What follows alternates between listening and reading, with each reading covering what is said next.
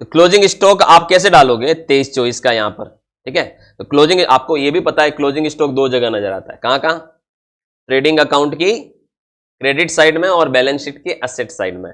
तो ऐसे केस में ट्रेडिंग अकाउंट में तो हमने डाल दिया सब क्लोजिंग स्टॉक, क्योंकि हमने जब पीएनएल के जो नोट्स थे 19 to 25 उसमें हमने फीड कर दिया, तो यहां पर ये क्लोजिंग स्टॉक शामिल हो चुका है आपका कॉस्ट ऑफ गुड्स सोल्ड में। और ये आप देख चुके हो कि हम ये चीज पहले कर चुके हैं क्लोजिंग स्टॉक, ये देखिए ये फिनिश गुड्स में हमने डाला हुआ, लेकिन बैलेंस शीट के नोट्स में हमें नहीं डाला हमने अभी तक। तो बैलेंस शीट के नोट्स में आपको क्लोजिंग स्टॉक कहां डालना होगा, थोड़ा सा आप यहां से नीचे उतरिए और आप देख सकते हैं नोट नंबर 14 में अदर नॉन करंट असेट में आ गए हो आप, ठीक है। और यहां पर आप देखिए ये तो अदर नॉन करंट असेट में जैसे आपने किसी को डिपॉजिट जमा करा रखा है, आपका किसी के पास क्या पड़ा है, डिपॉजिट पड़ा है, प्रीपेड एक्सपेंसेस है लॉन्ग टर्म के लिए आपने कोई पे किए हैं, और या फिर कोई अन्य प्रकार की कोई भी एसेट है, तो वो non current asset, other non current asset की तरह ट्रीट होती है। लेकिन आप देखिए नोट नंबर 15 में इन्वेंट्री मतलब क्या होता है, स्टॉक।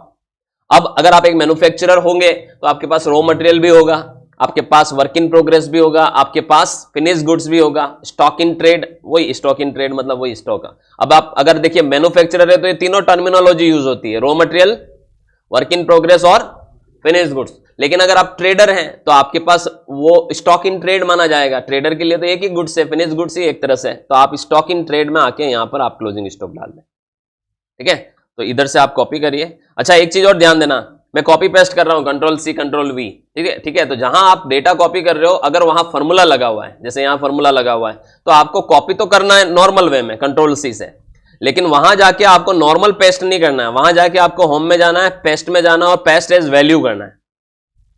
नॉर्मल पेस्ट करोगे तो रिजल्ट नहीं आएगा, क्योंकि वो जो आपने कॉपी किया वो एक फॉर्मूले को कॉपी किया है, ओरिजिनल डेटा को कॉपी नहीं किया। तो ये तो एक्सेल के जानकार हो तो आपको समझ में आ जाएगा। जैसे ही आपने यहां पर क्या डाला, क्लोजिंग स्टॉक डाला, अब बैलेंस शीट में आप देखिए क्लोजिंग स्टॉक रिफ्लेक्ट होने लग गया इन्वेंट्री में आपका, और एग्जैक्टली वो प्रॉपर जगह नजर आ रहा है। ये देखिए नोट नंबर 15 में ये जो नया फॉर्मेट है उसमें आपको 4 कॉलम नजर आएंगे। पहला कॉलम आपका पर्टिकुलर्स का होने वाला है, दूसरा कॉलम नोट्स का होने वाला है, क्योंकि ये चीज कहां से आई है कौन बताएगा, नोट्स बताएंगे। तो आपको 15 नंबर के नोट्स में जाके देखो, वहां डाला हुआ है आपने।